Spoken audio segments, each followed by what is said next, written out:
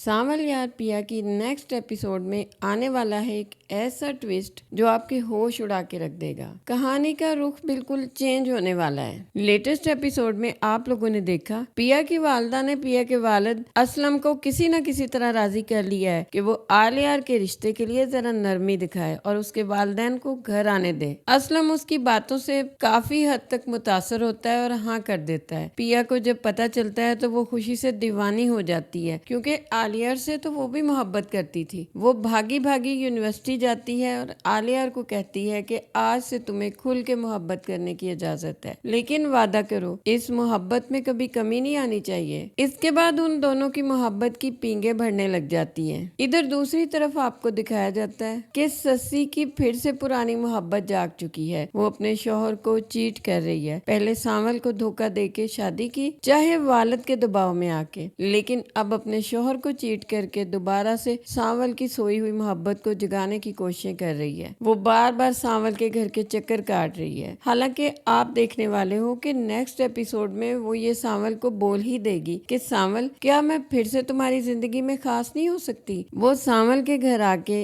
इसके कपड़े इस्त्री करके इसको देगी या शायद कपड़े निकाल के देगी। सावल उसकी तरफ खामोशी से देखेगा और उसको कहेगा कि नहीं सस्सी जी, गुजरा वक्त कभी लौट के नहीं आता, तुम अब इन चक्करों में न पड़ो, मेरी किस्मत में तो सिवाय दुख के और कुछ नहीं है। लेकिन सावल के दिल में अब पिया की मोहब्बत भर चुकी होती है, इसलिए वो सस्सी को बढ़ावा नहीं देना चाहता। सावल ने फैसला कर लिया होता है कि वो असलम से जाके पिया का हाथ मांगे। वो बहुत तैयार श्यार होता है, बहुत खुश होता है और बहुत अच्छी एक बाइक भी खरीद के लाता है। जब वो उस बाइक पे आ रहा होता है तो पिया यूनिवर्सिटी जा रही होती, उसका सामना सावल से होता है तो वो सावल को कहती है कि सावल तुम तो बहुत अच्छे लग रहे हो, बिल्कुल किसी फिल्मी हीरो की तरह। सावल बहुत खुश हो जाता है। वो पिया की इन्हीं बातों से तो मुतासर हो गया था कि शायद वो भी उसे मोहब्बत करती है, लेकिन पिया तो बस उसे कुछ भी नहीं समझती थी। लेकिन फिर भी वो इतनी फ्री होके सावल से क्यों बात करती थी। उधर दूसरी तरफ पिया के इकरार के बाद आलियार को बेताबी होती है कि वो अपने वालिदैन को जल्द से जल्द मनाए और पिया को अपने घर रुखसत करके ले आए। वो अपने वालिदैन से बात करता है और पिया का बैकग्राउंड भी बताता है कि उसके वालिद की वर्कशॉप है। आलियार की वालिदा उसे कहती है कि आलियार तुम जल्दबाजी में ये फैसला क्यों कर रहे हो, ये जिंदगी भर का फैसला होता है। लेकिन यहाँ पे आलियार जिद लगा लेगा कि मैं शादी सिर्फ उसी से करूंगा। पिया बहुत अच्छी है, बहुत खूबसूरत है, बहुत समझदार लड़की है, आप उससे मिलोगे तो आपको भी बहुत पसंद आएगी। उधर पिया आलियार से यूनिवर्सिटी में मिलती है तो वो उसको कहती है कि तुम्हारे वालिदैन राजी तो हो जाएंगे ना। आलियार कहता है कि तुम क्यों फिक्र करती हो, मैं उनसे बात कर रहा हूँ, मैं जल्द ही उन्हें तुम्हारे घर लेकर आऊंगा और तुम तो हो ही इतनी प्यारी, कौन होगा जो तुम्हें मना करेगा। पिया खुश हो जाती है। उधर दूसरी तरफ